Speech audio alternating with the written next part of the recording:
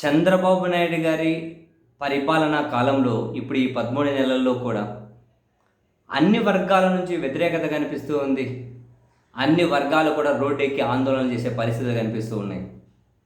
ఈ క్రమంలో ముఖ్యమంత్రి గారు వెళ్ళే సమావేశాలకు, ఆయన పర్యటనలకు జనాలు ఎక్కడా కనిపించడం లేదు. కానీ జగన్మోహన్ రెడ్డి గారు వెళ్ళే పర్యటనలకు భారీగా జనం కనిపిస్తూ ఉన్నారు. ఇది ఒకటే కాదు, సమస్యల గురించి వెళ్ళి ముఖ్యమంత్రిని ఎంతమంది అడుగుతున్నారో తెలియదు, కానీ జగన్మోహన్ రెడ్డి గారి దగ్గరికి అయితే వెళ్ళి అడుగుతూ ఉన్నారు. రైతులు వెళ్తూ ఉన్నారు, ఉద్యోగులు వెళ్తూ ఉన్నారు, విద్యార్థులు వెళ్తూ ఉన్నారు. ప్రభుత్వం దగ్గరికి వెళ్ళే కంటే జగన్మోహన్ రెడ్డి గారి దగ్గరికి ఎక్కువ వెళ్తూ ఉన్నారు. జగన్ దగ్గరికి ఎక్కువ వెళ్తూ ఉన్నారు. మా సమస్య ఇది అని చెప్పి జగన్ పరిష్కరించలేరు, ఇప్పుడు అధికారం లేదు అని తెలుసు. కానీ ఆ సమస్యను ప్రభుత్వం దృష్టికి తీసుకెళ్ళడానికి జగన్ దగ్గరదారు, అఫ్కోర్స్ కాదనట్లేదు, ప్రెజర్ తీసుకురావడానికి. అయినా కూడా ఎక్కువగా జగన్నే కలుస్తూ ఉన్నారు. ఒక ప్రెజర్ కోసమైనా చంద్రబాబు గారిని ఎవరూ కలవడం లేదు అని. ఈ మొత్తం ఎందుకు ఇలా జరుగుతుంది అనే దాని మీద ఈరోజు మీడియాతో మాట్లాడిన జగన్మోహన్ రెడ్డి గారు ఆసక్తికర వ్యాఖ్యలు చేశారు. జనం చంద్రబాబు దగ్గరకు మరొకరి దగ్గరకు ఎందుకు వెళ్ళట్లేదు తెలుసా? నా దగ్గరికి ఎందుకు వస్తున్నారు తెలుసా? ఆయన అధికారంలో ఉండేది లేదు, పెట్టేది లేదు. కళ్ళు మూసుకుంటే 3 ఏళ్ళు అయిపోతుంది. తర్వాత ఆయన చేసేది ఏముండదు, అధికారం ఉండదు, ఏముండదు.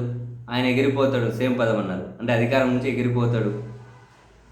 తర్వాత అధికారంలోకి వచ్చేది మేమే, అందుకనే ప్రజలు నా దగ్గరకు వస్తున్నారు అన్నారు.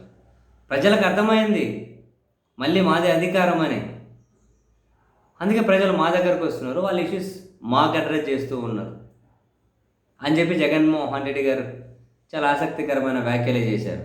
చాలా చెప్పారులేండి. 3 ఏళ్ళు కళ్ళు మూసుకుంటే అధికారంలోకి మేము వస్తాం, తెలుగుదేశం పార్టీ వాళ్ళు, చంద్రబాబు గారు మీ పార్టీ వాళ్ళ పరిస్థితి ఏంటో చూసుకోండి అన్నారు. చెయ్యి ఇట్లా పెట్టి మరి అన్నారు, మీ పరిస్థితి ఏంటో చూసుకోండి. ఇప్పుడు కేసులు పెడతావా, పెట్టి ఎన్ని పెడతారు? హింసిస్తారా, కక్ష కడతారా, కట్టండి, ఎన్ని కడతారు? మేము రెడీగానే ఉన్నాం ఎదుర్కోవడానికి. నేను ఇప్పటికే చాలాసార్లు చెప్పాను, చాలా సీరియస్గా కూడా చెప్పాను. విష వృక్షం నాటుతూ ఉన్నారు, మహావృక్షం అవుతుంది. మిమ్మల్ని ఎవరూ కాపాడలేరు. పాలకులకు కాదు, వాళ్ళకు వత్తాసు పలుకుతున్న అధికారులకు, పోలీసులకు కూడా నేను సీరియస్గా వార్నింగ్ ఇస్తున్నా. మీరు తప్పించుకోలేరు. అధికారం మాదే, అప్పుడు మీరు మూల్యం చెల్లించుకుంటారు, మీరైతే తప్పించుకోలేరు. ఆషామాషిగా చెప్పట్లే, నేను చాలా సీరియస్గా చెప్తున్నా అన్నారు ఆయన, జగన్మోహన్ రెడ్డి గారు. చాలా సీరియస్గా చెప్తున్నా అన్నారు. కక్షపూరిత రాజకీయాలు ఈ రేంజ్లోనా? ప్రజాస్వామ్యం అనేది ఒకటి ఉందని మర్చిపోయారా మీరు?